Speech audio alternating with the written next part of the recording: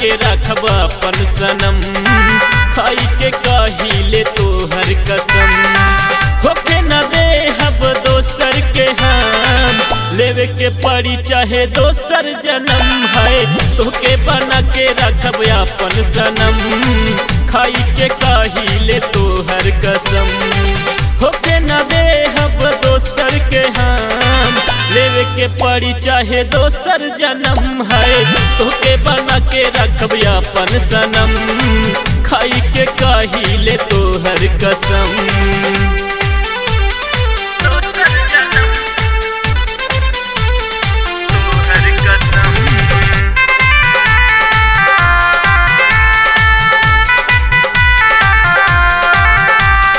नाम तोहर लेके जानू धड़के हमरो सीना, रहना पाई कहूँ घरी हम ता तोहरा बिना।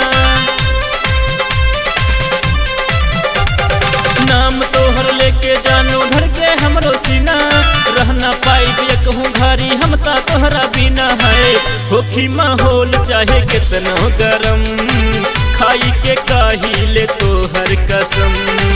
होके न दे हब दोसर के हम, लेवे के पड़ी चाहे दोसर जन्म है।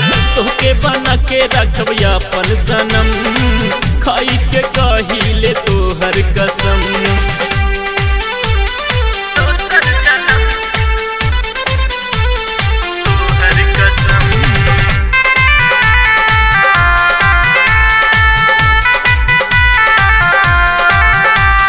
दिहा जानी धोखा हमके नाता मरिए जाई, विजय बेताबी कहेला हम कुछ भी करिए जाई।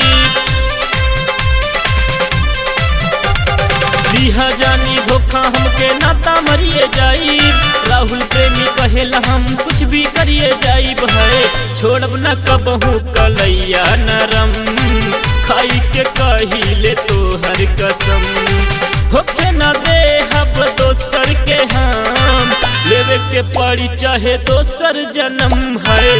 तोके बना के रखब अपन सनम, खाई के कहिले तोहर कसम।